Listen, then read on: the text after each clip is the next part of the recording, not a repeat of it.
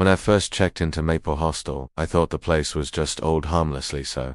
The sign outside flickered like a dying heartbeat, and the wind whistled through cracks in the window frames. It had that classic, abandoned charm you see in old movies.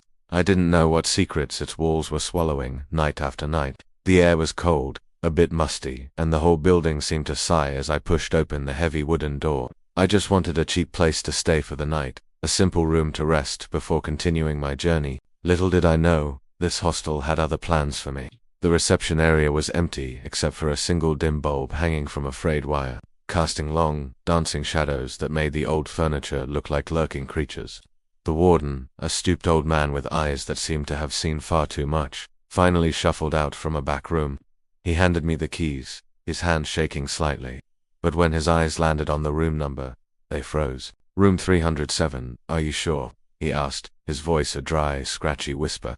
I just laughed a bit nervously. "It's the only one left." "Right," I replied, trying to lighten the mood. But he didn't smile back. He just stared at the key in my hand as if it were a venomous snake, the fear in his voice so thick I could almost touch it.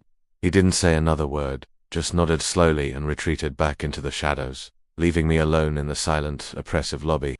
I shrugged it off as him being overly dramatic. After all, it was just a room. The moment I unlocked the door to room 307, a strange smell hit me like freshly dug.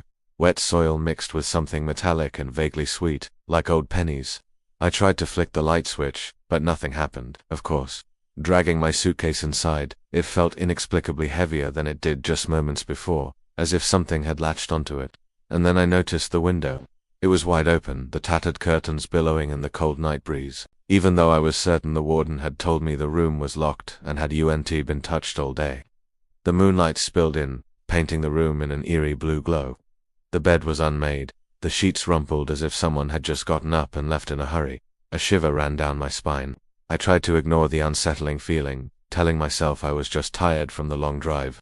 I locked the door, bolted it, and even propped a chair under the handle for good measure. Exhaustion finally took over, and I drifted into a restless sleep.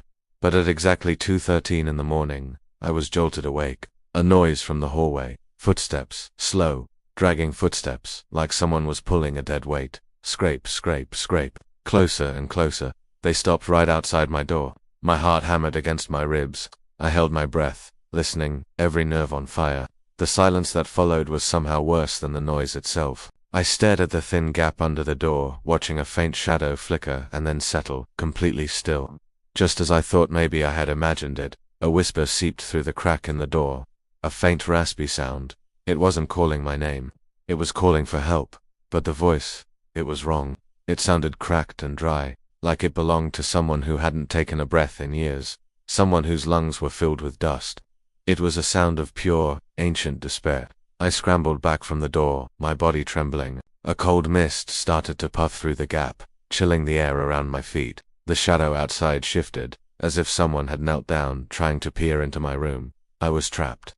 The chair I'd propped against the door now felt laughably inadequate. I couldn't scream, my throat was too tight. My eyes darted around the dark room, searching for an escape, for anything that made sense. And then I saw the large, ornate mirror on the wall.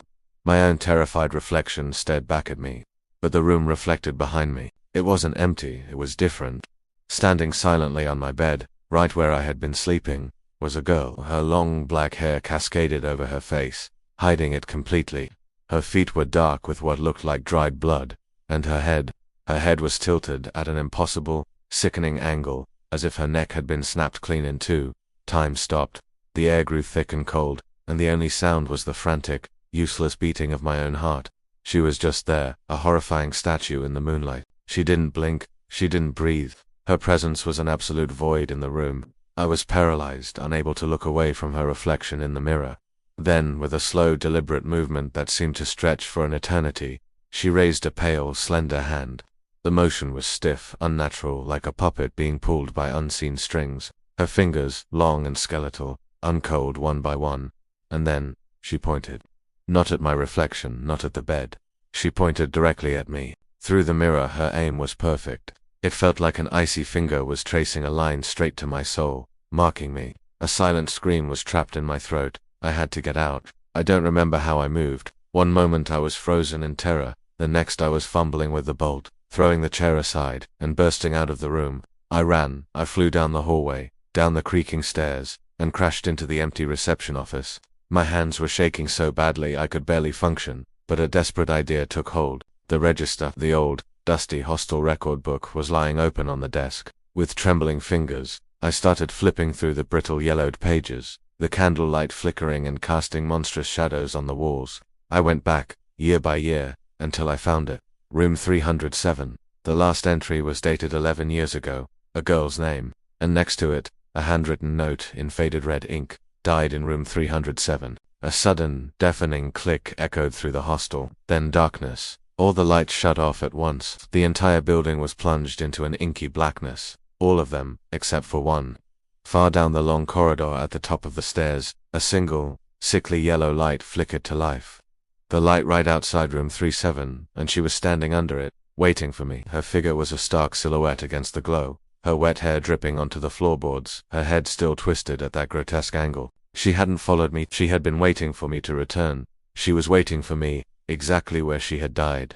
The hostel wasn't just a building, it was her trap, and I had walked right back into it. I was rooted to the spot, my feet feeling like they were encased in cement. She started to walk towards me, not running, not rushing, just a slow, steady, inevitable advance down the long dark corridor. With every step she took, the air turned colder, heavier. It felt like she was pulling the life, the warmth, the very air out of the hallway itself. The floorboards seemed to frost over beneath her bare bleeding feet, and little motes of dust lifted into the air around her, swirling as if caught in a vortex of her own making. The single light behind her flickered violently, casting her advancing shadow long and distorted, making it dance and writhe on the walls like a living thing.